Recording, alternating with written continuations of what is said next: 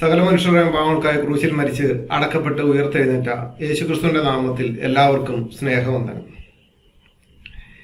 ഇന്ന് ഇസ്ലാമിന്റെ ഒരു വെള്ളപൂശലുകാരനായ ഒരു ആളുണ്ട്, PJ വിൻസെന്റ് എന്നൊക്കെ പറയും. അദ്ദേഹം ഇസ്ലാമിനെ ശരിക്കും വെള്ളപൂശി ഈ ക്രിസ്ത്യാനിറ്റിയെ ഇസ്ലാമിനെയും കൂടെ ഒരുമിച്ചൊന്ന് ചേർത്ത് വെച്ച് മുമ്പോട്ട് പോകണമെന്നുള്ള ആഗ്രഹത്തിൽ മുമ്പോട്ട് പോകുന്ന ഒരു വഴിയാത്രക്കാരനാണ് എൻ്റെ PJ വിൻസെന്റ് സാറിൻ്റെ പല ഇത് ഞാൻ കേട്ടിട്ടുണ്ട്. പക്ഷെ ഇങ്ങനെ അതപ്പൊതിച്ചു പോകുന്നത് കാണുമ്പോഴത്തേനും വളരെ വിഷമം തോന്നുന്നുണ്ട്. ജീവനുള്ള ദൈവത്തിൻ്റെ ജീവനുള്ള ഗ്രന്ഥത്തിലേക്ക് ദൈവത്തിൻ്റെ വചനത്തിന് ജീവനുണ്ടെന്ന് ഞാൻ വിശ്വസിക്കുന്നു. അതുകൊണ്ടാണല്ലോ അനേകർ ആ വചനം കേൾക്കുമ്പോൾ മാനസാന്തരപ്പെട്ട് സുവിശേഷത്തിൽ വിശ്വസിക്കുകയൊക്കെ ചെയ്യുന്നത്, പാപങ്ങൾ ഏറ്റുപറയുന്നത്, അവർ ക്രിസ്തുവിനെ സ്വീകരിക്കുന്നതൊക്കെ. അത്തരം വലിയൊരു മഹത് ഗ്രന്ഥത്തിൻ്റെ അകത്തേക്ക് ഒരു ലോജിക്കുമില്ലാത്ത, ഒരു രീതിയിലും മനുഷ്യരുടെ കൂട്ടത്തിൽ നിർത്താൻ പറ്റാത്ത ഒരു മതഗ്രന്ഥത്തെ എടുത്തിട്ട് അതിൻ്റെ അകത്തേക്ക് കയറ്റാൻ ശ്രമിക്കുന്ന താങ്കളുടെ ആ ഒരു ഒരു ജിജ്ഞാസയുണ്ടല്ലോ, അത് കാണുമ്പോഴത്തേനും വളരെ ചിരിയും വരുന്നുണ്ട്, സഹതാപവും തോന്നുന്നുണ്ട്. എന്തിനിങ്ങനെ താങ്കൾ ഇങ്ങനെ ആയിപ്പോയി എന്നുള്ളതാണ്. നല്ല വിദ്യാഭ്യാസമൊക്കെ ഉള്ളതല്ലേ. ഈ ഇസ്ലാമിനെ കൊണ്ടുവന്നിട്ട് ബൈബിളിൻ്റെ അകത്തേക്ക് പ്രവേശിപ്പിക്കുന്ന ഒരു പരിപാടി, വിശുദ്ധമായിട്ടുള്ളതിൻ്റെ അകത്തേക്ക് എന്തിനാണ് ഈ ഇസ്ലാമിനെ കൊണ്ടുവന്ന് തിരികെ കയറ്റുന്നത് ഒരു പിടുത്തമില്ല. താങ്കളെ പോലെ കുറെ കൂലിയെഴുത്തുകാരുണ്ട്, എന്തിനിങ്ങനെ നടക്കുന്നതെന്ന് ഒരു പിടുത്തമില്ല. അദ്ദേഹം പറയുന്ന ഒരു എന്തെങ്കിലും ഒരു ഇത് വേണ്ട. യൂറോപ്യന്മാര് മുഹമ്മദിൽ തുടങ്ങിയ ഒരു മതമായിട്ടാണ് യൂറോപ്യന്മാർ ഈ മതത്തെ കാണുന്നതെന്നൊക്കെയാണ് പറയുന്നത്. യൂറോപ്യന്മാരല്ലെന്നേ, മുസ്ലിങ്ങൾ തന്നെ ഇപ്പം മുഹമ്മദ് തുടങ്ങിയ ഈ മതം കാരണം വലിയ പ്രശ്നം ഉണ്ടായെന്നും പറഞ്ഞുകൊണ്ട് മതം വിട്ടു പോകാൻ തുടങ്ങി. യൂറോപ്യന്മാരുണ്ടാക്കിയതല്ലത്.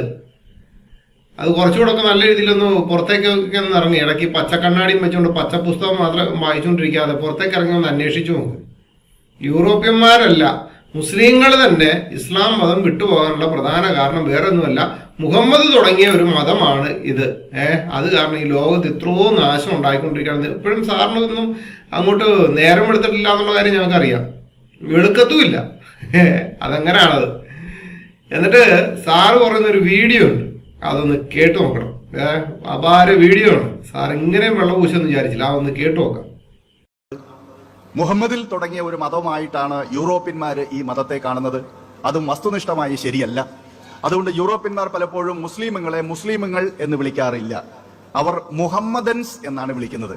എന്ന് പറഞ്ഞാൽ മുഹമ്മദ് നബിയുടെ അനുയായികൾ എന്ന അർത്ഥം മാത്രമേ അവർക്ക് വരുന്നുള്ളൂ. അതേസമയം ഇസ്ലാം അങ്ങനെയല്ല.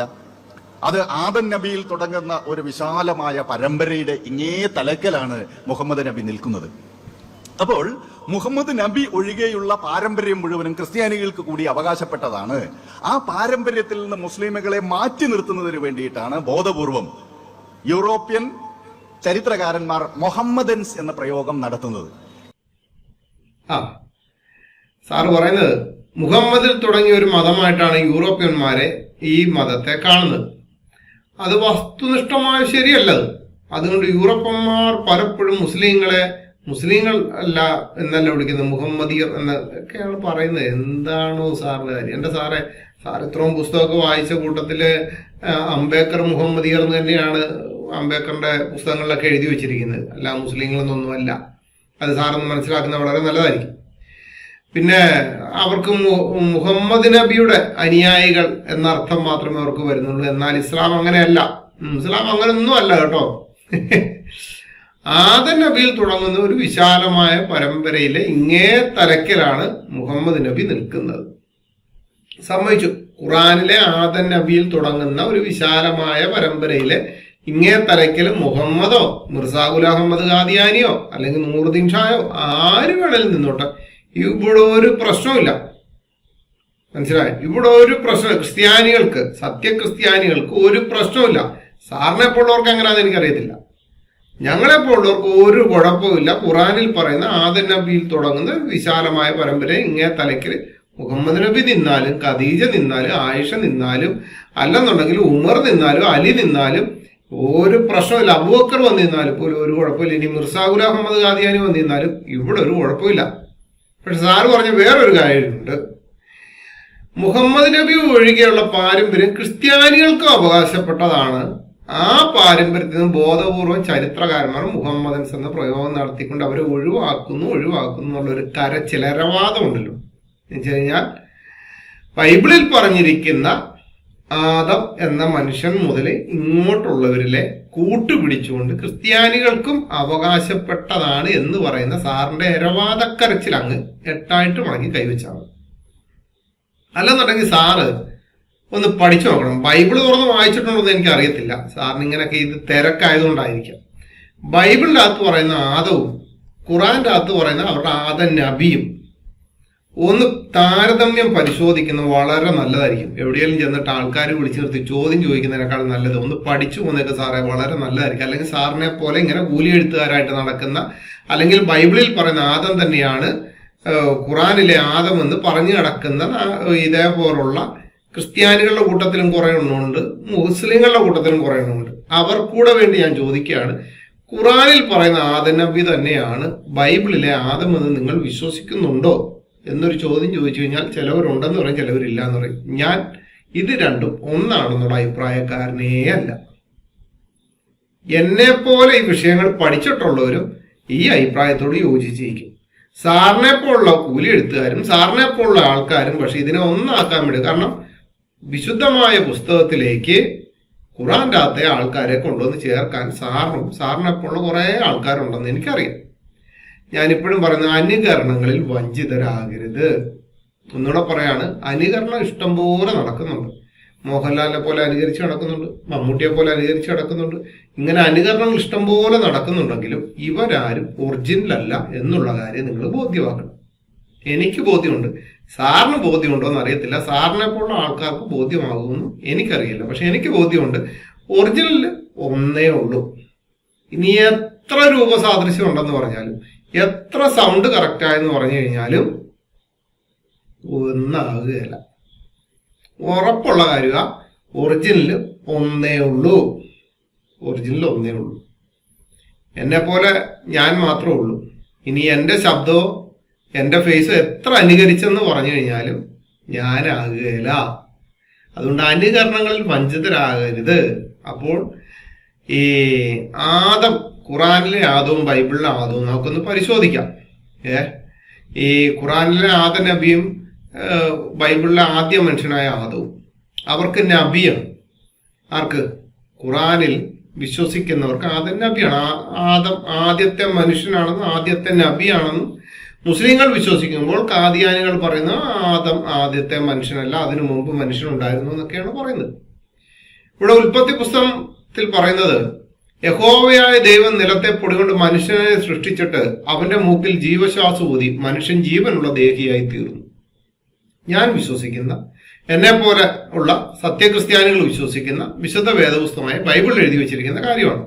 സാറിനെ പോലുള്ളവർ എങ്ങനെയാണ് വിശ്വസിക്കുന്നത് എനിക്കറിയത്തില്ല. ഞാൻ ഇങ്ങനെയാണ് കണ്ടിരിക്കുന്നത്. യഹോവയായ ദൈവം നിലത്തെ പൊടി കൊണ്ട് മനുഷ്യൻ നിർമ്മിച്ചു. അവിടെ ചെളി ഉണ്ടാക്കി എന്നൊക്കെ കുറെ വിവരദോഷികൾ വന്നിട്ട് പറയുന്നുണ്ട്. ആ വിവരദോഷത്തിനോട് ഞാൻ കൂട്ടുകൂടത്തില്ല. കാരണം ദൈവം ചെളി കുഴച്ചു എന്നൊക്കെ പറഞ്ഞുകൊണ്ട് ഞാൻ അത് കണ്ടിട്ടില്ല. അത്തരം വിവരദോഷികളായിട്ടുള്ളവരുമായിട്ട് എനിക്ക് വലിയ ചങ്ങാത്തവും ഇല്ല. കാരണം എൻ്റെ ദൈവത്തിന് ഇത്രയും നിസ്സാരമായിട്ട് തന്നെ ഒരു നിലത്തെ പൊടി കൊണ്ട് മനുഷ്യനെ നിർമ്മിക്കാൻ കഴിയുന്നതിൽ ചെളി ഉണ്ടാക്കേണ്ട ആവശ്യമില്ല. അത് അവരുടെ കയ്യിലാണ്. പക്ഷേ ഈ ഖുറാന്റെ അകത്ത് പറഞ്ഞിരിക്കുന്ന ആദത്തിന്റെ വലിയൊരു പ്രശ്നമുണ്ട്. ഖുറാനിൽ പറഞ്ഞിരിക്കുന്ന ആദത്തിന്റെ പ്രശ്നം, അദ്ദേഹത്തിന്റെ സൃഷ്ടിപ്പ് എങ്ങനെയാണെന്ന് നോക്കാം. 3:59 അല്ലാഹുവെ സംബന്ധിച്ചിടത്തോളം ഈസയെ ഉപമിക്കാവുന്നത് ആദമിനോടാകുന്നു. അവന്റെ രൂപം മണ്ണിൽ നിന്നും അവൻ സൃഷ്ടിച്ചു. പിന്നീട് അതിനോട് ഉണ്ടാകൂ എന്ന് പറഞ്ഞപ്പോൾ അവൻ ആദം അതാ ഉണ്ടാകുന്നു. അപ്പോൾ അള്ളാഹുവിനെ സംബന്ധിച്ചോടെ ഈസയെ ഉപമിക്കുന്ന, ഈസയുടെ വിഷയം പറയുന്ന സ്ഥലത്ത് പറഞ്ഞിരിക്കുന്ന അവനെ മണ്ണിൽ നിന്നും അവൻ സൃഷ്ടിച്ചു എന്നാണ്. ആരെ? ആദമിനെ മണ്ണിൽ നിന്നും സൃഷ്ടിച്ചു. അപ്പോൾ ഓക്കെയാണേ. ഇനി ഇത് കൂടാതെ ഈ സൂറ ഹിജ്റ എന്ന് പറയുന്ന ഒരു അധ്യായമുണ്ട്, ഹിജ്റ. അതിൻ്റെ അകത്ത് ഒരു ഭാഗം ഇങ്ങനെ പറയുകയാണ്, നിന്റെ രക്ഷിതാവ് മലക്കളോട് ഇപ്രകാരം പറഞ്ഞ സന്ദർഭം ശ്രദ്ധേയമാവുന്നു. കറുത്ത ചെളി പാകപ്പെടുത്തി ഉണ്ടാക്കിയ മുഴക്കമുണ്ടാകുന്ന കളിമൺ രൂപത്തിൽ നിന്ന് ഞാൻ ഒരു മനുഷ്യനെ സൃഷ്ടിക്കാൻ പോവുകയാണ്. അങ്ങനെ ഞാൻ അവനെ ശരിയായ രൂപത്തിലാക്കുകയും എന്റെ ആത്മാവിൽ നിന്ന് അവനിൽ ഞാൻ ഊതുകയും ചെയ്താൽ അപ്പോൾ അവന് പ്രണമിക്കുന്നവരായിക്കൊണ്ട് നിങ്ങൾ വീഴുവിൻ. അപ്പോൾ മലക്കുകൾ എല്ലാവരും പ്രണമിച്ചു, ഇബ്ലീസ് ഒഴികെ. പ്രണമിക്കുന്നവരുടെ കൂട്ടത്തിലായിരിക്കാൻ അവൻ വിസമ്മതിച്ചു. ആദ്യത്തെ നിങ്ങൾ കണ്ടു, മണ്ണിൽ നിന്നും അവൻ സൃഷ്ടിച്ചു. രണ്ടാമത്തേത് പറയുകയാണ്, കളിമൺ രൂപത്തിൽ നിന്ന് ഞാൻ ഒരു മനുഷ്യനെ സൃഷ്ടിക്കാൻ പോവുകയാണ്. പുള്ളി അതിനുള്ള തയ്യാറെടുപ്പും കാര്യങ്ങളും എല്ലാം നടത്തിക്കൊണ്ടിരിക്കുകയാണ്. അങ്ങനെ ഞാൻ അവനെ ശരിയായ രൂപത്തിലാക്കുകയും എൻ്റെ ആത്മാവിൽ നിന്ന് അവനിൽ ഊതുകയും ചെയ്താൽ ചോദ്യചിഹ്നമായിട്ട് അവിടെ നിൽക്കുകയാണ്.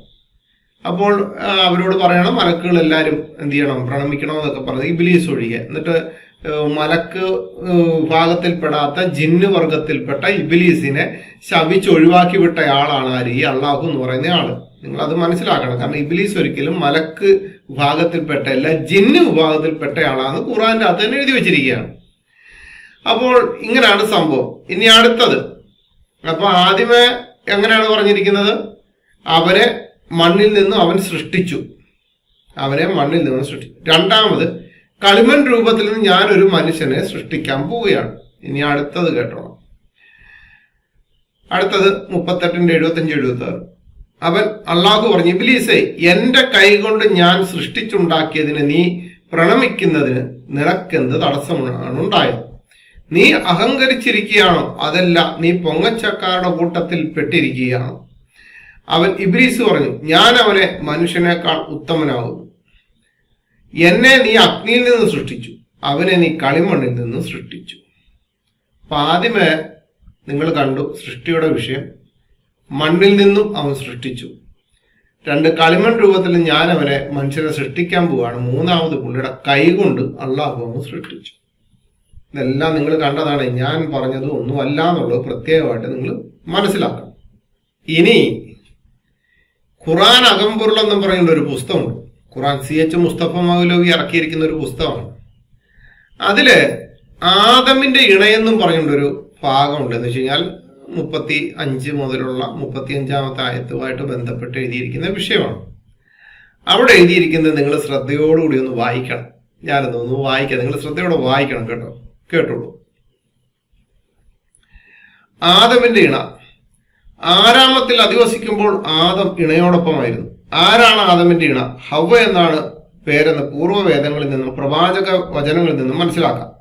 ഹവ്വ ആദമിനെ പോലെ സ്വതന്ത്ര സൃഷ്ടിയാണ്. ദൈവപ്രജയായ മനുഷ്യൻ ആദമിനെ പോലെ തിരഞ്ഞെടുക്കപ്പെട്ടവൾ.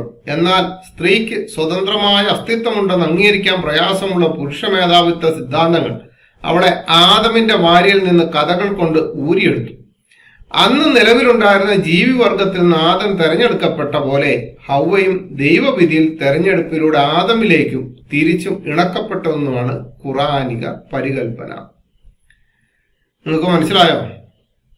അന്ന് നിലവിലുണ്ടായിരുന്ന ജീവിവർഗത്തിൽ നിന്ന് ആദമിനെ തെരഞ്ഞെടുത്തു എന്നാണ് ഞാൻ പറഞ്ഞതല്ല, CH മുസ്തഫ മൗലവി എഴുതിയിരിക്കുന്ന പുസ്തകത്തിന്റെ അത് പറഞ്ഞിരിക്കുന്നത്.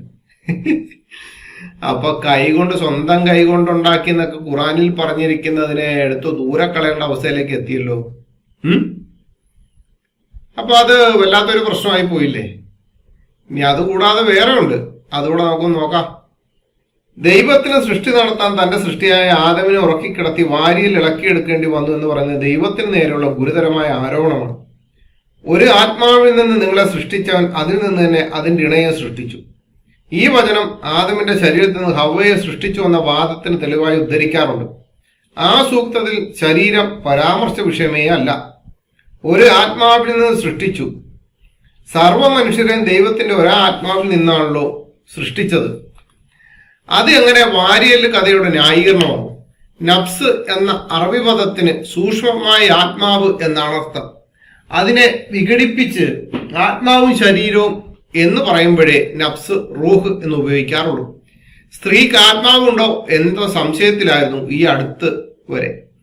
പുരുഷാധികാര കേന്ദ്രങ്ങൾ ദൈവത്തിന് സ്ത്രീ പുരുഷ ഭേദമില്ല. സ്ത്രീ ആകട്ടെ പുരുഷനാകട്ടെ ഒരാളുടെ കർമ്മവും നാം വൃഥാവാക്കില്ല.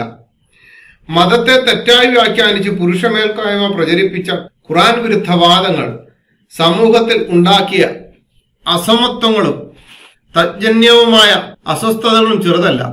ദീർഘകാലമായി സ്ത്രീ സമൂഹം അതിന്റെ വേപതുവിൽ വെന്തുരുകിയിട്ടുണ്ട്. പ്രവാചകന്മാരുടെ ദൗത്യ നിർവഹണത്തിൽ സ്ത്രീ പുരുഷ സാന്നിധ്യവും പങ്കാളിത്തവും ഭേദമില്ലാതെ ഉണ്ടായിരുന്നു എന്നതാണ് അല്ല, എന്നെ കേട്ട അല്ലെങ്കിൽ ഇത് വായിച്ച നിങ്ങളൊന്ന് പറ, ഏത് ജീവിയിൽ നിന്നാണ് തെരഞ്ഞെടുത്തതെന്നൊന്ന് പറയാവോ? ആദത്തിനെ ഹൗവയെ ഒന്ന് തെരഞ്ഞെടുത്ത ഏത് ജീവിയിൽ നിന്നാണ്? കുരങ്ങിൽ നിന്നാണോ? ആമയിൽ നിന്നാണോ? മൂർഖമ്പാമ്പിൽ നിന്നാണോ? ഏതിൽ നിന്നാണ് അള്ളാഹു തെരഞ്ഞെടുത്തത്? ഇത് നിസ്സാരമായിട്ടുള്ളൊരു ഖുറാൻ അകമ്പുറൊന്നും നിസ്സാര പുസ്തകമൊന്നുമില്ല കേട്ടോ. പാണക്കാട് ശിഹാബ് വീട്ടിൽ നിന്നൊക്കെയാണ് ഇതിന് ആശംസയും അവതാരമൊക്കെ എഴുതി കൊടുത്ത് വിട്ടിരിക്കുന്നത്. ഈ ഹദീസുകളുടെ അടിസ്ഥാനത്തില് ആദത്തിന്റെ വാരിയലിൽ നിന്ന് ഹവ്വായെ സൃഷ്ടിച്ചു എന്നൊക്കെ പറയുന്നത് പൂർവ്വ വേദങ്ങളിൽ പറയുന്നു എന്നൊക്കെ പറഞ്ഞുകൊണ്ട് എഴുതി വെച്ചിട്ട് നിലവിലുണ്ടായിരുന്ന ജീവിവർഗത, അപ്പൊ കൈയും കൊണ്ടുണ്ടാക്കിയതും പോയി, മണ്ണിൽ നിന്നുണ്ടാക്കിയതും പോയി, പൊടിയിൽ നിന്നുണ്ടാക്കിയതും പോയി, എല്ലാം പോയി.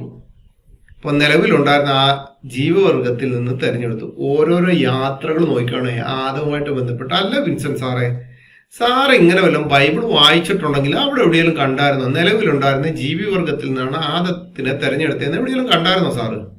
ഉണ്ടെങ്കിലൊന്ന് പറയണേ. സാറൊക്കെ ഭയങ്കര ജ്ഞാനികളായിട്ട് നടക്കുന്നതുകൊണ്ട് കുഴപ്പമില്ല, എന്ത് കേട്ട് കഴിഞ്ഞാലും കുഴപ്പമില്ല. ഇനി അടുത്തത്, നാം മലക്കുകളോട് നിങ്ങൾ ആദമിന് പ്രണാമം ചെയ്യുക എന്ന് പറഞ്ഞ സന്ദർഭം ശ്രദ്ധേയമത്രേ. അവർ പ്രണാമം ചെയ്തു, ഇബ്ലീസ് ഒഴികെ, അവൻ ജിന്നുകളിൽ പെട്ടവനായിരുന്നു. അങ്ങനെ തന്റെ രക്ഷിതാവിന്റെ കൽപ്പന അവൻ ധിക്കരിച്ചു എന്നിരിക്കെ നിങ്ങൾ എന്നെ വിട്ട് അവനെയും അവന്റെ സന്തതികളെയും രക്ഷാധികാരികളാക്കുകയാണോ? അവർ നിങ്ങളുടെ ശത്രുക്കളത്രേ. അക്രമികൾക്ക് അള്ളാഹുവിന്റെ പകരം കിട്ടിയത് വളരെ ചീത്ത തന്നെ. നിങ്ങൾ പറ, മലക്ക് വിഭാഗത്തിൽ പെടാത്ത ഇബ്ലീസിനെ എന്ത് ചെയ്തു? അള്ളാഹു അതോടുകൂടി ഇറക്കി വിട്ടത് മാത്രമല്ല, പിന്നീട് വലിയ പ്രശ്നങ്ങളൊക്കെ അവിടെ ഉണ്ടാക്കുകയാണ്. കാരണം അവന്റെ സന്തതി രക്ഷാധികാരികൾക്ക് അവന് ഇബ്ലീസ് മനുഷ്യന്റെ പിന്നാലെ നടക്കും, ഇബ്ലീസ് മനുഷ്യനെ പിന്നിൽ നിന്ന് പിടിക്കുന്നു, അള്ളാഹു പിന്നിൽ നിന്ന് പിടിക്കുന്നു. എന്തുകൊണ്ടാ ഭയങ്കര രസം. അള്ളാഹു ഇബ്ലീസുമായിട്ടുള്ള ബന്ധങ്ങൾ അറിയണമെങ്കിൽ ഖുറാൻ ശരിക്കും ഒന്ന് വായിച്ചാൽ മതി. അതിൻ്റെ അകത്ത് രണ്ടുപേരും ഒരേ രീതി, ഒരേ സ്വഭാവത്തിന്റെ രീതിയിൽ പോകുന്നതായിട്ട് കാണുവാൻ സാധിക്കും. അപ്പൊ ഈ ആദം എന്ന് പറയുന്ന മനുഷ്യനോട് പ്രണാമം ചെയ്യാൻ പറഞ്ഞിട്ട് അങ്ങനെ വല്ലതും ഖുറാന്റെ അകത്ത് എഴുതിയതുപോലെ വല്ലതും വിൻസെന്റ് സാറിനെ പോലുള്ള ആൾക്കാര് എവിടെയെങ്കിലും ബൈബിളിനകത്ത് കണ്ടിട്ടുണ്ടോ? ആദം എന്ന് പറയുന്ന ആള് എന്താണെന്ന് വ്യക്തമായിട്ട് അറിയണമെന്നുണ്ടെങ്കിൽ ബൈബിള് ശരിക്കൊന്ന് വായിച്ചാൽ മതി. ഈ ഖുറാന്റെ അകത്തേക്കൊന്നും പോകേണ്ട കാര്യമില്ല. ഇനി സുഹീഖുൽ ബുഖാരി അധ്യായം 59 ഹദീസ് നമ്പർ 1360 പേജ് 672 പറയാണ്. അബൂ ഹുറൈറ പറയുന്നു, തിരുമേനി അരുളി, അള്ളാഹു ആദമിനെ സൃഷ്ടിച്ചപ്പോൾ ആദം 60 മുഴം നീളമുണ്ടായിരുന്നു. അള്ളാഹു ആദമിനോട് ഇങ്ങനെ കൽപ്പിച്ചു, നീ പോയിട്ട് ആ മലക്കുകൾക്ക് സലാം ചെല്ലുക. എങ്ങനെയാണ് നിന്റെ സലാമെന്ന് അവർ മറുപടി പറയുന്നത് ശ്രദ്ധിക്കുക. അത് തന്നെയായിരിക്കും നിന്റെ സന്താനങ്ങളിലെ സലാം. ഉടനെ ആദം പോയിട്ട് അസ്സലാമു അലൈക്കും എന്ന് മലക്കുകൾക്ക് സലാം പറഞ്ഞു. അപ്പോൾ അസ്സലാമു അലൈക്കും വാ റഹ്മത്തുള്ളാഹി എന്ന് മലക്കുകൾ മറുപടി നൽകി. അതായത് വാ റഹ്മത്തുള്ളാഹി എന്നവർ ചേർത്തു പറഞ്ഞു. അവരുടെ വലിപ്പമോ അത് ഇതുവരെയും കുറഞ്ഞുകൊണ്ടിരിക്കുകയാണ്. സ്വർഗത്തിൽ പ്രവേശിക്കുന്നവരെല്ലാം ആദമിന്റെ രൂപത്തിലാണ് പ്രവേശിക്കുക. 60 മുഴം നീളമുള്ള ഒരു മനുഷ്യനായിരുന്നു ആദം കേട്ടോ. ബൈബിളിലെ ആദത്തിന് 60 മുഴം നീളമാണോ? 60 മുഴം നീളം. ഇപ്പോഴെന്താണ്? കുറഞ്ഞു പോയിക്കൊണ്ടിരിക്കുകയാണ് കേട്ടോ. പാപം ചെയ്തുകൊണ്ടാണെന്നൊക്കെയാണ് പണ്ഡിതന്മാരുടെ അഭിപ്രായം. ഇസ്ലാമിക പണ്ഡിതന്മാർ 60 മുഴം നീളം ഉണ്ടായിരുന്ന ആദം ചുരുങ്ങി 6 അടി പൊക്കോ 7 അടി പൊക്കോ 8 അടി പൊക്കോ ഉള്ള മനുഷ്യർ ഈ ഭൂമിയിലായി തീരാനുണ്ടായ കാരണം പാപം ചെയ്തതിന്റെ ഇതാണെന്നാണ് പറയുന്നത്. അല്ല വിൻസെന്റ് സാറേ, ഈ 60 മുഴം നീളം ഉണ്ടോ? സാർ അതൊക്കെ വായിച്ചിട്ടുണ്ടോ? സാറിന് ഇതിനൊന്നും സമയമില്ല. അല്ല, സാറിനെ പോലുള്ള കുറെ കൂലി എഴുത്തുകാരും സാറിനെ പോലെ ചിന്തിച്ചു നടക്കുന്നവരും ഉണ്ടല്ലോ. നിങ്ങൾ ആരെങ്കിലും കണ്ടോ 60 മുഴം നീളം ഉണ്ടെന്ന്? ഉണ്ടോ? ഇനി വേറൊരു കാര്യം കേട്ടോ, ആദത്തിന്റെ നീളവുമായിട്ടാണ് ഇവിടുന്ന് മനസ്സിറക്കപ്പെട്ട എല്ലാ മുസ്ലിങ്ങളും പരലോകത്തേക്ക് അള്ളാഹുവിന്റെ അടുത്തേക്ക് ചെല്ലുന്നത്. 10,27,000 ഹൂറികളുടെ അടുത്തേക്ക് ചെല്ലുന്നത്. സാറിന് ചിലപ്പോൾ കിട്ടാൻ സാധ്യതയുണ്ട് കേട്ടോ 10,27,000 ഹൂറികൾ. അതുകൊണ്ടായിരിക്കും ഇത്രക്ക് അങ്ങോട്ട് പൊക്കി പിടിച്ചുകൊണ്ട് കിടക്കുന്നത്. സാറിടയ്ക്ക് അറബിയൊക്കെ പറയുന്നതുകൊണ്ട് പിന്നെ കുഴപ്പമില്ല സാറേ, എന്തൊക്കെയാണെങ്കിലും കിട്ടുന്നുള്ള കാര്യമാണ്. ഒരു പ്രാവശ്യം മനസ്സിരുത്തി ഖുറാൻ വായിക്കുന്നവന് ഓരോ വാക്കിനും ഒരെണ്ണത്തിനും കിട്ടുമെങ്കിൽ 10,27,000 ഹൂറികൾ. അങ്ങനെയാണെങ്കിൽ MM അക്ബറിനും നിദാത്തിനും ഒക്കെ എത്ര എണ്ണം കിട്ടുമോ നിങ്ങളൊന്ന് ചിന്തിച്ചു നോക്കിയാൽ. മുഹമ്മദ് ഈസൊക്കെ എന്തൊക്കെയാണെങ്കിലും കിട്ടും, ഉറപ്പായിട്ടും കിട്ടും കേട്ടോ. 10,27,000 ഹൂറികളെയൊക്കെ കിട്ടുമെന്നുള്ള കാര്യത്തിൽ ഉറപ്പാണ്. ഇനി അതുകൂടാതെ വിശുദ്ധ വേദോസത്തിൽ പറയുന്ന ഒരു കാര്യമുണ്ട്, സർപ്പം ഹവ്വായെ ഉപായത്തിൽ ചതിച്ചു എന്ന് ബൈബിളിൽ പറയുന്നുണ്ട്. സർപ്പം ഹവ്വായെ എങ്ങനെ ചതിച്ചു? ഉപായത്തിൽ ചതിച്ചു എന്ന് വിശുദ്ധ വേദോസത്തിന്റെ അത് 2 കൊരിന്ത്യർ ലേഖനം 11:3 വായിക്കുമ്പോഴത്തേനും കാണാം ഉപായത്താൽ അവൻ ചതിച്ചു എന്നുള്ളത്. എന്നാൽ ഈ ഖുറാന്റെ അകത്തെ ആദത്തിന്റെ ചതിച്ചതാരാന്ന് നോക്കിക്കഴിഞ്ഞാൽ അള്ളാഹു തന്നെയാണ്. അള്ളാഹു ആണ് ഈ പണി കാണിച്ചു കൊടുത്തത്. വേറൊന്നുമല്ല, അള്ളാഹു ഒരു 8ന്റെ പണി കൊടുത്തു. ആ പണിയില് ആദം ഇക്ക പോയി വീണു. ഖുറാനിൽ ആദം ഇക്ക ഉണ്ടല്ലോ, ഇക്ക പോയി വീണു. അതിങ്ങനെയാണ് സംഭവം. അബൂ ഹുറൈറയിൽ നിന്ന് നബി അർലി ആദവും മൂസയെ തർക്കിച്ചു. മൂസ ചോദിച്ചു, ആദം, അള്ളാഹു താങ്കളെ സ്വന്തം കരം കൊണ്ട് സൃഷ്ടിക്കുകയും സ്വന്തം ചൈതന്യം താങ്കൾ ഊതുകയും ചെയ്തുവല്ലോ. എന്നിട്ടും താങ്കൾ ജനങ്ങളെ പിഴപ്പിക്കുകയും അവരെ സ്വർഗത്തിൽ നിന്ന് പുറത്താക്കുകയും ചെയ്തില്ലേ? അപ്പോൾ ആദം പ്രതികരിച്ചു, അള്ളാഹു നേരിട്ട് സംസാരിക്കാൻ തെരഞ്ഞെടുത്ത മൂസയാണ് താങ്കൾ. ആകാശങ്ങളും ഭൂമിയും സൃഷ്ടിക്കപ്പെടുന്നതിന് മുമ്പായി അള്ളാഹു എന്റെ മേൽ വിധിച്ച ഒരു കർമ്മം ചെയ്തതിന്റെ പേരിലാണോ താങ്കൾ എന്നെ ആക്ഷേപിക്കുന്നത്? പ്രവാചകൻ പറഞ്ഞു, അങ്ങനെ ആദം മൂസയെ വാദത്തിൽ തോൽപ്പിച്ചു. കേട്ടല്ലോ, ആദം ജീവിച്ച സമയത്തെ കാര്യങ്ങൾ വരെ അറിയാവുന്ന ഒരു വ്യക്തിയായിരുന്നു ഇസ്ലാമിന്റെ പ്രവാചകനായ മുഹമ്മദ്. ആ മുഹമ്മദ് വലിയ പ്രശ്നം ഉണ്ടാക്കി. എന്താ വിഷയം? ഇവര് തമ്മിൽ തർക്കിച്ചു. എന്തുവാ? മൂസ ചെന്നിട്ട്, ആദം, താങ്കളെ സ്വന്തം കരം കൊണ്ട് മനുഷ്യവർഗത്തിൽ നിന്ന് തെരഞ്ഞെടുത്തതാണേ, അല്ല മൃഗ അന്ന് നിലവിലുണ്ടായിരുന്ന ജീവിവർഗത്തിൽ നിന്ന് തെരഞ്ഞെടുത്തതാണേ, എങ്കിലും കരം കൊണ്ട് പോട്ടെ, ഖുറാനിൽ എഴുതി വെച്ചിരിക്കുന്നില്ലേ. എന്നിട്ട് സ്വന്തം ചൈതന്യം താങ്കൾ ഊതുകയും ചെയ്തു. അപ്പോൾ താങ്കൾ ജനങ്ങളെ പിഴപ്പിക്കുകയും അവരെ സ്വർഗത്തിൽ നിന്ന് പുറത്താക്കുകയും ചെയ്തില്ലേ? അല്ല വിൻസെന്റ് സാറേ, ബൈബിളിൽ പറയുന്ന ആദത്തിനെ സ്വർഗത്തിലാണോ സൃഷ്ടിച്ചാക്കി വെച്ചിരുന്നത്? അത് പിന്നീട് ഞാൻ പറയാം. അപ്പോൾ ഉടനെ ആദം തിരിച്ചു പറയാണ്, അള്ളാഹു നേരിട്ട് സംസാരിക്കാൻ തെരഞ്ഞെടുത്ത മൂസയാണ് താങ്കൾ. ആകാശവും ഭൂമിയും സൃഷ്ടിക്കപ്പെടുന്നതിന് മുമ്പായി അള്ളാഹു എന്റെ മേൽ വിധിച്ച ഒരു കർമ്മം. എപ്പോഴാ? ആകാശവും ഭൂമിയും സൃഷ്ടിക്കപ്പെടുന്നതിന് മുമ്പേ അള്ളാഹു ഈ ഖുറാനിൽ പറയുന്ന ആദത്തിന്റെ മുകളിൽ വിധിച്ച ഒരു കർമ്മം. സകലതും സൃഷ്ടിക്കുന്നതിന് മുമ്പേ അള്ളാഹു എഴുതി വെച്ചിരിക്കുകയാണ്. അള്ളാഹു ആദ്യമേ പേനയെ സൃഷ്ടിച്ചു, പേനയോട് എഴുതാൻ പറഞ്ഞു, പേന അച്ഛനിരുന്ന് കുത്തിയിരുന്ന് എല്ലാവരുടെയും ഭാവി മൊത്തം അങ്ങ് എഴുതി വെച്ചു. എന്ന് വെച്ച് കഴിഞ്ഞാൽ ഫ്രീ വിൽ ഇല്ലാന്ന് മൊത്തം അങ്ങ് എഴുതി വെച്ചു. ആ കർമ്മം ചെയ്തതിന്റെ പേരിൽ അതിനൊപ്പം ആരാണ് ഇതിൽ തെറ്റുകാരൻ? ഇബ്ലീസ് ആണോ അതോ അള്ളാഹു ആണോ? കാരണം അള്ളാഹു എന്ന് പറയുന്നത് ഇവരുടെ സർവശക്തനായ ദൈവം ആദത്തിന്റെ മുകളിൽ എഴുതി വെച്ചിരിക്കുന്ന ആ കർമ്മം ആദം ചെയ്തതിന്റെ പേരിൽ ഇബ്ലീസിനെ പുറത്താക്കിയതിന്റെ കാരണം എന്താ? എത്ര തോൽവിയാണല്ലേ എന്റെ വിൻസെന്റ് സാറേ. സാറൊക്കെ പോയി ഇങ്ങനെ പെടാവും. ഈ ബൈബിളിനകത്ത് പറഞ്ഞിരിക്കുന്നത് എങ്ങനെയാ? യഹോവയായ ദൈവം മനുഷ്യനെ കൂട്ടിക്കൊണ്ടുപോയി ഏദൻ തോട്ടത്തിൽ വേല ചെയ്യുവാനും അതിനെ കാപ്പാനും അവിടെയാക്കി. യഹോവയായ ദൈവം മനുഷ്യനോട് കൽപ്പിച്ചത് എന്തെന്നാൽ, തോട്ടത്തിലെ സകല വൃക്ഷങ്ങളുടെയും ഫലം നിനക്ക് ഇഷ്ടം പോലെ തിന്നാം, എന്നാൽ നന്മ തിന്മകളെ കുറിച്ചുള്ള അറിവിന്റെ വൃക്ഷത്തിൽ ഫലം തിന്നരുത്, തിന്നുന്ന നാളിൽ നീ മരിക്കും. അപ്പോൾ ചോദിക്കും, കഴിച്ചിട്ടുടനെ ആദം മരിച്ചോ എന്ന് ചോദിക്കും. ആത്മീക മരണവും ഭൗതിക മരണവും രണ്ടും ഉണ്ട് ഒരു വിശ്വാസ ജീവിതത്തിൽ. മനസ്സിലായോ? അതിനെപ്പറ്റി വലിയൊരു സംഭവമാണ്. അപ്പോൾ ഇവിടെ ഈ ആദത്തിനോട് പറയുന്നത് എവിടാണ്? സ്വർഗത്തിലൊന്നും അല്ല കേട്ടോ, സ്വർഗത്തിലൊന്നുമല്ല. ഖുറാനിലെ ആദത്തിനെ സ്വർഗത്തിൽ കൊണ്ടുപോയി താമസിപ്പിച്ച പോലൊന്നും അല്ല ഇവിടെ. ഇവിടെ ഈ ആദമിനെ സൃഷ്ടിച്ചത് എവിടെയാണെന്ന് നോക്കാം. 2:31-32 പശു. ഞാനിതാ ഭൂമിയിൽ ഒരു ഖലീഫയെ നിയോഗിക്കാൻ പോവുകയാണ് എന്ന് നിന്റെ നാഥൻ മലക്കുകളോട് പറഞ്ഞ സന്ദർഭം ശ്രദ്ധിക്കുക. അവർ പറഞ്ഞു, അവിടെ കുഴപ്പമുണ്ടാക്കി രക്തം ചിന്തുകയും ചെയ്യുന്നവരെയാണോ നീ നിയോഗിക്കുന്നത്? ഞങ്ങളാകട്ടെ നിന്റെ മഹത്വത്തെ പ്രകീർത്തിക്കുകയും നിന്റെ പരിശുദ്ധിയെ വാഴ്ത്തുകയും ചെയ്യുന്നവരല്ലോ. അവൻ അള്ളാഹു പറഞ്ഞു, നിങ്ങൾക്കറിഞ്ഞുകൂടാത്തത് എനിക്കറിയാം. അവൻ അള്ളാഹു ആദമിന് നാമങ്ങളെല്ലാം പഠിപ്പിച്ചു. പിന്നീട് ആ പേരിട്ടവയെ അവൻ മലക്കുകൾക്ക് കാണിച്ചു. എന്നിട്ട് അവർ ആജ്ഞാപിച്ചു, നിങ്ങൾ സത്യവാന്മാരാണെങ്കിൽ ഇവയുടെ നാമങ്ങൾ എനിക്ക് പറഞ്ഞു തരൂ. ഖലീഫയെ നിയോഗിക്കാൻ പോവുകയാണ് ഭൂമിയിലേക്ക്. ആ ഭൂമിയിലേക്ക് ഒരു ഖലീഫയെ നിയോഗിക്കാൻ വേണ്ടി അള്ളാഹു കാര്യങ്ങളൊക്കെ ഇങ്ങനെ സന്ദർഭങ്ങളൊക്കെ മലക്കുകളോട് പറയുമ്പോഴത്തേനും മലക്കുകൾ അവിടെ ഒരു കാര്യം പറയുന്നു. അവിടെ കുഴപ്പമുണ്ടാക്കുകയും രക്തം ചിന്തുകയും ചെയ്യുന്നവരെയാണോ നീ നിയോഗിക്കുന്നത്? ഈ ആയത്തും പ്രകാരമാണ് കാദിയാനികളെ പോലുള്ളവർ പറയുന്നത് ആദത്തിന് മുമ്പ് ഇവിടെ മനുഷ്യരുണ്ടായിരുന്നു, അവിടെ കുഴപ്പമുണ്ടാക്കുകയും രക്തം ചിന്തുകയും ചെയ്യുന്നവരാണോ നീ നിയോഗിക്കുന്നത് എന്നുള്ള ചോദ്യത്തിലൂടെ നമുക്ക് മനസ്സിലാക്കാം എന്ത് ആദത്തിന് മുമ്പ് മനുഷ്യരുണ്ടായിരുന്നു അല്ലേ. ഇവിടെ വേറൊരു പ്രശ്നം കൊണ്ടുണ്ടേ. ഈ ഇവിടുത്തെ പ്രശ്നം എന്ന് വെച്ച് കഴിഞ്ഞാല് അവൻ അള്ളാഹു ആദമിന് നാമങ്ങളെല്ലാം പഠിപ്പിച്ചു കൊടുത്തു. അപ്പൊ വേറൊരു കാര്യമുണ്ട്, ഈ മലക്കൾ ചോദിക്കുകയാണല്ലോ അവിടെ കുഴപ്പമുണ്ടാക്കിയ രക്തം ചിന്തുന്നവരൊക്കെയാണ്. അപ്പൊ ഈ അള്ളാഹുവിന്റെ ഉള്ളിൽ വന്ന ആ ഈഗോ വെച്ചുകൊണ്ട് ഈ അള്ളാഹു പറയാണ് നിങ്ങൾക്കറിഞ്ഞുകൂടാത്ത എനിക്കറിയാം.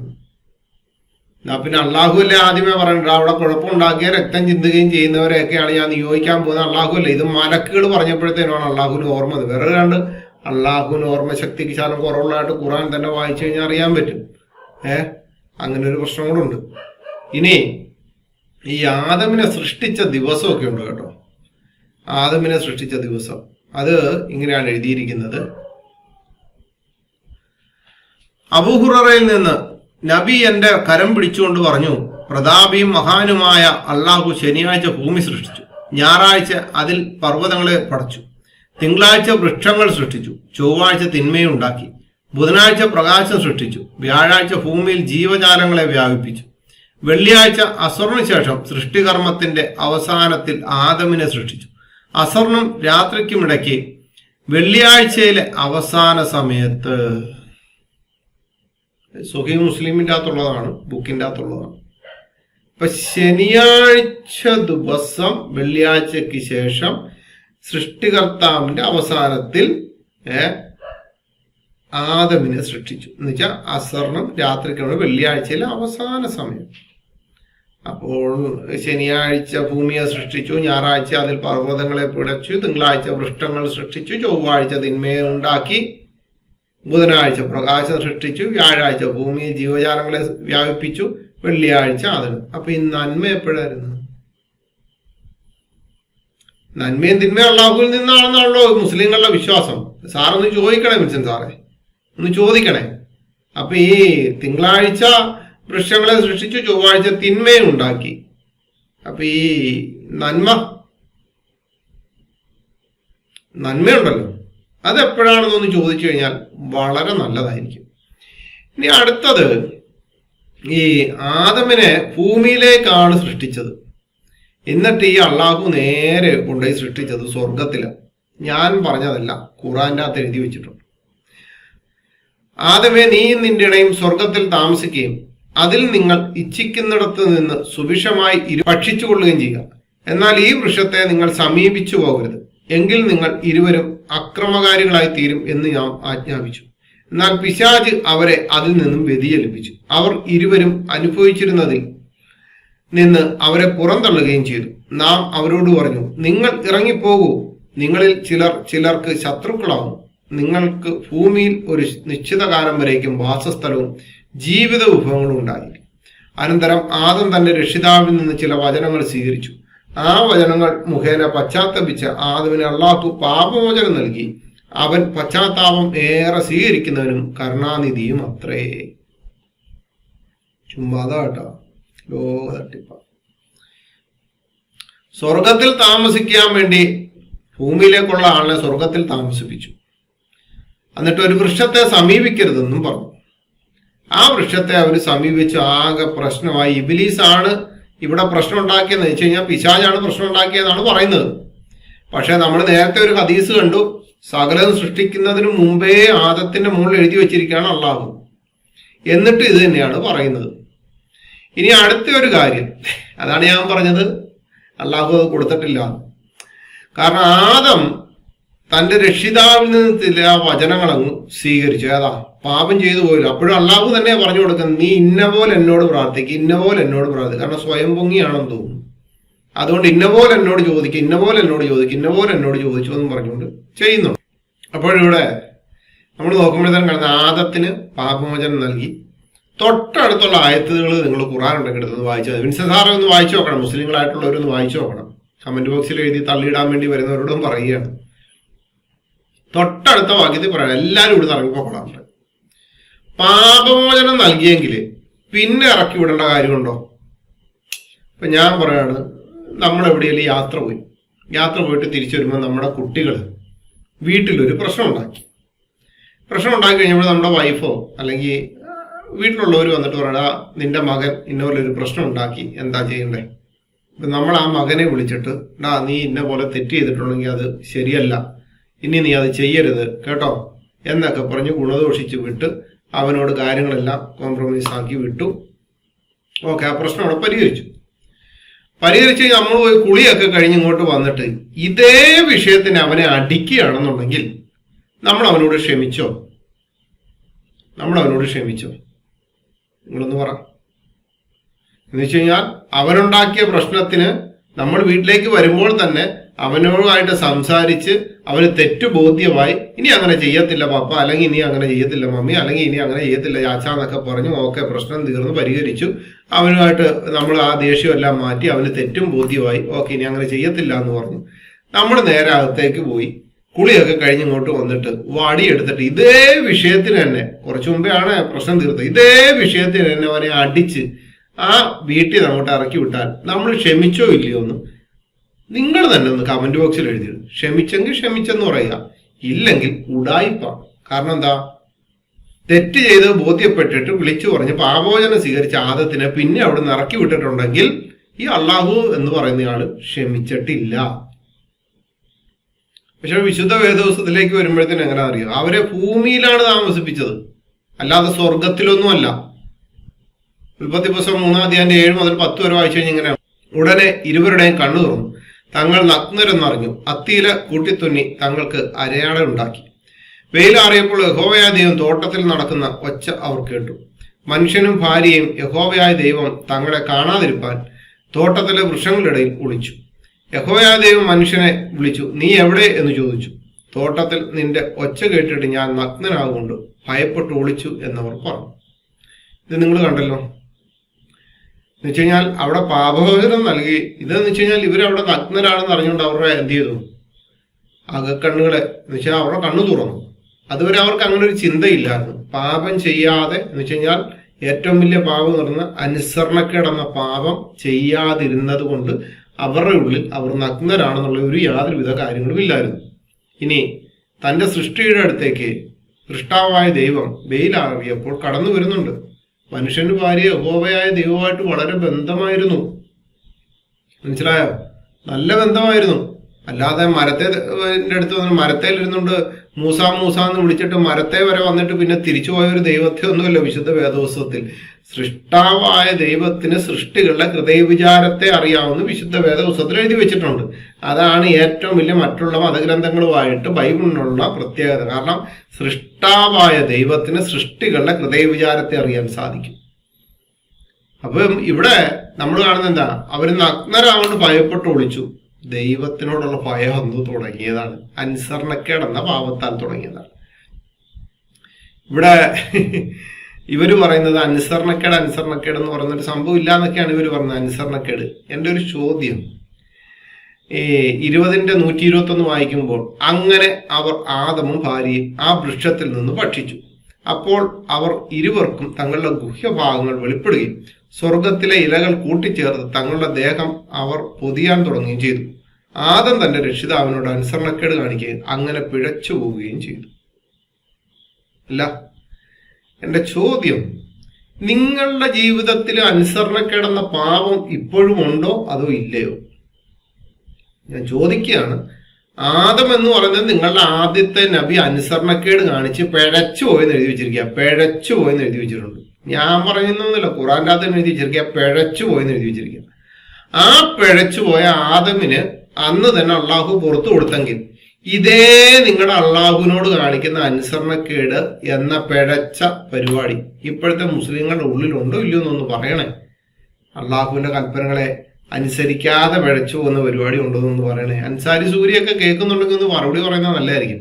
വിൻസൻ സാറിന് ഇതിന് മറുപടി ഒന്നും പറയാൻ കാണില്ല, കാരണം വെള്ളപൂശലുകാർക്കൊന്നും മറുപടി കാണില്ല. എന്നാൽ വിശുദ്ധ വേദപുസ്തകത്തിൽ ഒരു കാര്യമുണ്ട്, ഏക മനുഷ്യന്റെ അനുസരണക്കേടിനാൽ അനേകർ പാപികളായി തീർന്നതുപോലെ ഏകന്റെ അനുസരണത്താൽ അനേകർ നീതിമാന്മാരായി തീരും. ഒന്നുകൂടെ പറയാം, ഏക മനുഷ്യന്റെ അനുസരണക്കേടിനാൽ എന്ന് വെച്ച് കഴിഞ്ഞാൽ ആദം എന്ന് പറയുന്ന വിശുദ്ധ വേദോത്സവത്തിൽ പറഞ്ഞ ആദം എന്ന മനുഷ്യന്റെ അനുസരണക്കേടിനാൽ അനേകർ പാപികളായി തീർന്നു. ഞാനും നിങ്ങൾ ലോകത്തുള്ള സകല മനുഷ്യരും പാപികളായി തീർന്നത് ഏകന്റെ അനുസരണക്കേടിനാലാണ്. അത് ആദത്തിന്റെ അനുസരണക്കേടിനാൽ തന്നെയാണ്. ആ ദൈവത്തിന്റെ കൽപ്പനകളെ ലംഘിക്കാന്ന് പറയുന്ന അനുസരണക്കേട് എല്ലാ മനുഷ്യരിലും ഇപ്പോഴും ഉണ്ട്. എന്നാൽ ഞങ്ങൾക്ക് വേണ്ടി അനുസരണത്താൽ ഒരു ഏകൻ വന്നു. ഏതാ? ഏകന്റെ അനുസരണത്താൽ. കർത്താവായ യേശു ക്രിസ്തു ഏകന്റെ അനുസരണത്താൽ അനേക നീതിമാന്മാരായി തീരാൻ എനിക്ക് നിങ്ങൾക്കും വേണ്ടി കാൽവരി യാഗമായി മരിച്ചു, അടക്കപ്പെട്ടു, ഉയർത്തെഴുന്നേറ്റ് ഇന്നും ജീവിച്ചിരിക്കുന്നു. എൻ്റെ നിങ്ങളുടെ പാപങ്ങൾക്കായിട്ടാണ് മരിച്ചത്. അതുകൊണ്ട് ഈ അനുസരണക്കേടെന്ന് പറയുന്ന സംഭവം നിങ്ങളുടെ ഉള്ളിലുണ്ടോ ഇല്ലയോ എന്നൊന്ന് പറയുന്നത് നല്ലതായിരിക്കും. ഇനി ഉൽപ്പത്തി പുസ്തകത്തിന്റെ അത് പറയുകയാണ്, അവനെ എടുത്തിരുന്ന നിലത്ത് കൃഷി ചെയ്യേണ്ടതിന് യഹോവയായ ദൈവം അവനെ ഏദൻ തോട്ടത്തിൽ നിന്ന് പുറത്താക്കി. ഇങ്ങനെ അവൻ മനുഷ്യനെ ഇറക്കിക്കളഞ്ഞു. ജീവന്റെ വൃക്ഷത്തിങ്കിലേക്കുള്ള വഴി കാപ്പാൻ അവൻ ഏദൻ തോട്ടത്തിന് കിഴക്ക് കെരൂബുകളെ തിരിഞ്ഞുകൊണ്ടിരുന്ന വാളിന്റെ ജ്വാലയായി നിർത്തി. വിശുദ്ധ വേദപുസ്തകത്തിൽ എഴുതി വെച്ചിരിക്കുന്നത്. കാരണം അവനെ എടുത്തിരുന്നത് നിലത്ത് നിന്നാണ്. അവിടെ തന്നെ കൃഷി ചെയ്യേണ്ടതിന് യഹോവയായ ദൈവം അവനെ എന്ത് ചെയ്തു? പുറത്താക്കി. അവനെടുത്ത അതുമായിട്ട് തന്നെ. പക്ഷേ ഇവിടെ വേറൊരു പ്രശ്നമുണ്ട് കേട്ടോ. ഈ ഖുറാനിൽ പറയുന്ന ആദത്തിനെ സൃഷ്ടിച്ചത് സ്വർഗത്തിൽ വെച്ചാണ്. അപ്പൊ നിങ്ങളുടെ സ്വർഗത്തിൽ 10,27,000 ഹൂറികള്, അതുകൂടാതെ മദ്യപ്പുഴ, ഇഞ്ചിനീര്, പിന്നെ പച്ചപ്പക്ഷിയായിട്ട് പറന്ന് നടക്കാം എന്ന് വേണ്ട എല്ലാ പരിപാടിയും കൂട്ടത്തിൽ മണ്ണും എല്ലാം ഉണ്ടല്ലേ അവിടെ? പൊടിയും മണ്ണും എല്ലാം ഉണ്ടല്ലേ? അള്ളാഹു അവിടെ വെച്ചാണല്ലോ ഇദ്ദേഹത്തെ സൃഷ്ടിച്ചത്. ഈ ഞാൻ നേരത്തെ പറഞ്ഞ ആ ഖുറാനായത്ത് ഞാൻ നിങ്ങളെ ഒന്നുകൂടെ ഒന്ന് കേൾപ്പിച്ചു തരാം. വേറൊന്നുമല്ല, ഈ ആദത്തിൽ നിന്നും വചനങ്ങളെ സ്വീകരിച്ച ശേഷം അള്ളാഹു പാപമോചനം നൽകിയെന്നൊക്കെ പറയുന്നുണ്ടല്ലോ. അതിന് ശേഷം ഈ ഇറക്കി വിടുന്നൊരു സംഭവമുണ്ട്.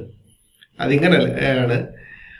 അനന്തരം ആദം തന്റെ രക്ഷിതാവിങ്കിൽ നിന്ന് ചില വചനങ്ങൾ സ്വീകരിച്ചു. ആ വചനങ്ങൾ മുഖേന പശ്ചാത്തപിച്ച ആദമിന് അള്ളാഹു പാപമോചനം നൽകി. അവൻ പശ്ചാത്താപം ഏറെ സ്വീകരിക്കുന്നവനും കരുണാനിധിയും അത്രേ. നാം പറഞ്ഞു, നിങ്ങളെല്ലാവരും അവിടെ നിന്ന് ഇറങ്ങിപ്പോവുക.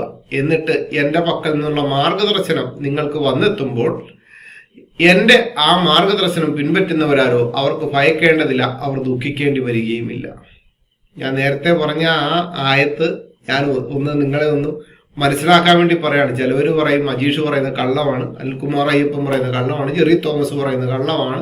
കാരണം ഇങ്ങനൊന്നും ഖുറാൻ്റെ അകത്തില്ല, ഇങ്ങനൊന്നും ഹദീസിലില്ല. അല്ലെങ്കിൽ ഞങ്ങളെ ഈ സാക്ഷിയുടെ പ്രവർത്തകരെ TFO ഏതെങ്കിലും ഖുറാൻ ആയത്തുകളെ കാര്യങ്ങളൊക്കെ പറഞ്ഞു കഴിഞ്ഞാൽ ഉടനെ ഒരു വന്നിട്ടുണ്ട്. ഇങ്ങനെ ഒരു സംഭവം ഇല്ല. കാരണം ഇവന്മാർ ഖുറാനും വായിച്ചിട്ടില്ല, ഹദീസും വായിച്ചിട്ടില്ല, തഫ്സീറും വായിച്ചിട്ടില്ല, ഒരു ഇസ്ലാമിക ഗ്രന്ഥവും വായിച്ചിട്ടില്ല. കൊച്ചു നാളത്തിൽ തറ പറന്ന് ഈ മദ്രസയിൽ ഇരുന്ന് എന്ത് കേട്ടിട്ടുണ്ടോ അതല്ലാതെ വേറെ ഒന്നുമില്ല. ഇപ്പൊ എൻ്റെ കയ്യിൽ ഫത്തുക്കുൽമുൻ എന്ന് പറയുന്ന ഒരു പുസ്തകമുണ്ട്. അത് ഇപ്പൊ ഏകദേശം എല്ലാവർക്കും അറിയാവുന്ന ഒരു പുസ്തകമാണ്. എൻ്റെ വീട്ടിൽ സന്ദർശകരായിട്ട് വരുന്ന സഹോദരന്മാർ ആദ്യമേ ചോദിക്കുന്ന പുസ്തകം ഫത്തുൽമുൻ ഏതാണെന്നാണ്. കാരണം അത്രത്തോളം ആ പുസ്തകത്തെ ജനങ്ങൾക്കിടയിലേക്ക് കൊടുക്കാൻ സാധിച്ചിട്ടുണ്ട്. അതിൽ മനുഷ്യപ്പെട്ടി എന്ന് പറയുന്നൊരു ഭാഗമുണ്ട്. ആ ഭാഗം ഞാൻ ആദ്യമായിട്ട് ഈ ക്ലബ് ഹൗസിൽ ഞാൻ ആദ്യമായിട്ട് കൊടുക്കുന്നത്. അതിനു മുമ്പേ വാട്സപ്പിലും ഫേസ്ബുക്കിലും എല്ലാം ഞാനിത് പോസ്റ്റ് ചെയ്തിട്ടുള്ള ഒരു സംഭവമാണ്. ഇത്രയും സംഭവം ഞാനൊരു ക്ലബ് ഹൗസിൽ വായിച്ചപ്പോൾ ഒരു ഉസ്താദ് തന്നെ വന്നിട്ട് പറയാം, നീ വായിക്കുന്ന ഇങ്ങനെയുള്ള ഒരു സംഭവം ഒന്നും ഇതിൻ്റെ അകത്തില്ല. ക്ലബ് ഹൗസിൽ നടന്ന സംഭവമാണ്. ഞാൻ ലാസ്റ്റ് പുസ്തകത്തിന്റെ പേരും കാര്യങ്ങളും എല്ലാം അങ്ങ് പറഞ്ഞു കൊടുത്തിട്ട് പറയാം, ഞാൻ ഇതിനെപ്പറ്റി ഒന്ന് അന്വേഷിക്കട്ടെ, ഞാനിപ്പോഴും ഇതിനെപ്പറ്റി പഠിച്ചുകൊണ്ടിരിക്കുന്നത്. ആദ്യമേ വലിയ ക്ലബ് ഹൗസിലൊക്കെ വരുന്നതാണോ ഭയങ്കര ഇതായിട്ട് ഇങ്ങോട്ട് വരും. 2-3 ചോദ്യം അങ്ങോട്ട് ചോദിക്കുമ്പോഴത്തേനും പറയാം, ഞാൻ ഇതിനെപ്പറ്റി പഠിച്ചുകൊണ്ടിരിക്കുകയാണ്, ഞാൻ പഠിക്കുന്നയാളാണ്, ഞാനൊരു പണ്ഡിതനല്ല.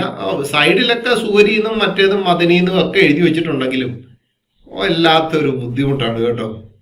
അപ്പൊ ഇവിടെ ഞാൻ നേരത്തെ പറഞ്ഞ കാര്യം തന്നെ, എന്തുവാ അവരെല്ലാരും അവിടെ നിന്ന് ഇറക്കി വിട്ടു. പാപമോചനം സ്വീകരിച്ച ആളാണെന്നുണ്ടെങ്കിൽ പിന്നെ ഇറക്കി വിടേണ്ട കാര്യമുണ്ടോ?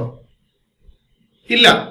എന്നിട്ട് പറയാണ്, എന്റെ പക്കൽ നിന്നുള്ള മാർഗദർശനം നിങ്ങൾക്ക് വന്നെത്തുമ്പോഴത്തേന് എന്താകും? എല്ലാരും തിരിച്ചു വരാം. എന്താണ്, എവിടെയാണ് മാർഗദർശനം കൊടുത്തത്? അത് 3:3-4 അവൻ ഈ വേദഗ്രന്ഥത്തെ മുൻ വേദങ്ങളെ ശരിവെക്കുന്നതായിക്കൊണ്ട് സത്യമായി നിനക്ക് അവതരിപ്പിച്ചു തന്നിരിക്കുന്നു. അവൻ തൗറാത്തും ഇഞ്ചിയിലും അവതരിപ്പിച്ചു. ഇതിനു മുമ്പ് മനുഷ്യർക്ക് മാർഗദർശനങ്ങൾക്കായി സത്യാസത്യ വിവേചനത്തിനായിട്ടുള്ള പ്രമാണവും അവൻ അവതരിപ്പിച്ചിരിക്കുന്നു. തീർച്ചയായും അള്ളാഹുവിന്റെ ദൃഷ്ടാന്തങ്ങൾ നിഷേധിച്ചവരാരോ അവർക്ക് കഠിനമായ ശിക്ഷയാണുള്ളത്. അള്ളാഹു പ്രതാപിയും ശിക്ഷാ നടപടികൾ സ്വീകരിക്കുന്നവരുമാകുന്നു.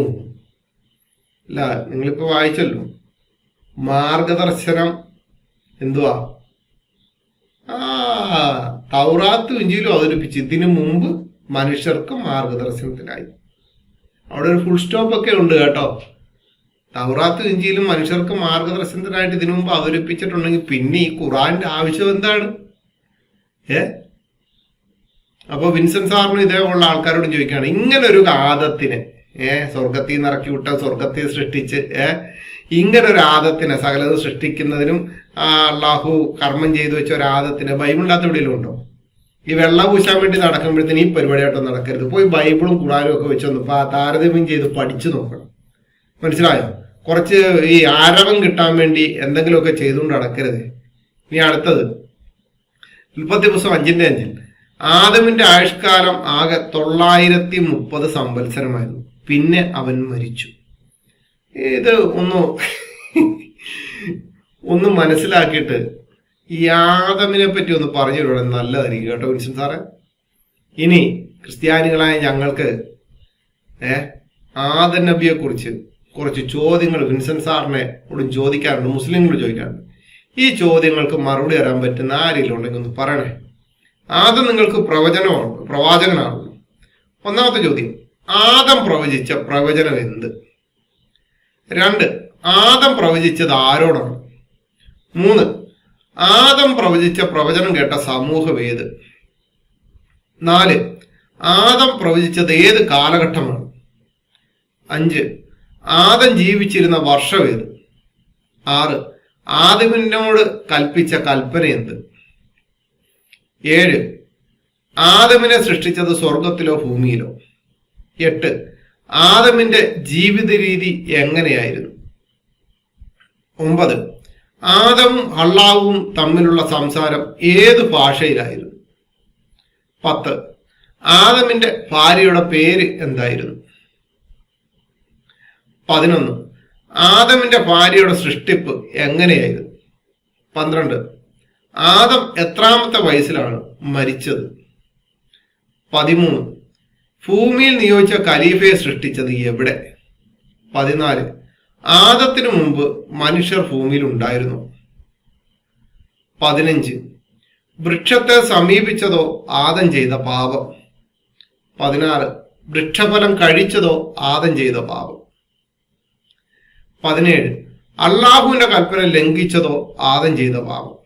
18, സ്വർഗത്തിൽ വൃക്ഷങ്ങളുണ്ടോ? 19, അള്ളാഹു പാപമോചനം നൽകിയെങ്കിൽ ആദമിനെ സ്വർഗത്തിൽ നിന്ന് ഇറക്കി വിട്ടത് എന്തിന്? 20, അള്ളാഹു പറഞ്ഞ മാർഗദർശനം എന്ത്? 21, പാപം ചെയ്ത ആദമിനെ പ്രവാചകനായി തെരഞ്ഞെടുത്ത ആയത്ത് തരിക. 22, ആദം ചെയ്ത അനുസരണക്കിടന്ന പാപം ഇപ്പോഴും മനുഷ്യരിലുണ്ടോ? ആദം സ്വർഗത്തിൽ അനുഭവിച്ച സൗഭാഗ്യം എന്തായിരുന്നു? ആദമിന്റെ മക്കളുടെ പേരുകൾ പറയുക. ഇതിനെല്ലാം ഖുറാനിൽ നിന്ന് തന്നെ മറുപടി തന്നാൽ മതി കേട്ടോ, വേറെ ഒന്നിനും വേണ്ട. ഖുറാൻ ഇസ്ലാമിന് പൂർണ്ണ ഗ്രന്ഥമാണെങ്കിൽ, പരിപൂർണമായ ഗ്രന്ഥമാണെങ്കിൽ, ഖുറാനിൽ നിന്നും ഈ ചോദ്യങ്ങൾക്ക് മറുപടി തരാൻ പറ്റുന്ന ഏതെങ്കിലും ഒരു മുസ്ലിം ഉണ്ടെങ്കിൽ കൊണ്ടുവരിക. ഞാൻ വെല്ലുവിളിക്കുക. ക്രൈസ്തവ ലോകം, സത്യക്രിസ്ത്യാനികളായിട്ടുള്ള വിശുദ്ധ വേദപുസ്തകത്തിൽ വിശ്വസിക്കുന്ന ആദവും, ഖുറാനിലെ ആദവും ബൈബിളിലെ ആദവും രണ്ടാണെന്ന് വിശ്വസിക്കുന്ന എന്നെപ്പോലുള്ള സത്യക്രിസ്ത്യാനികളും മുസ്ലിങ്ങളോട് വെക്കുന്ന ഏറ്റവും വലിയൊരു ചലഞ്ചാണ്.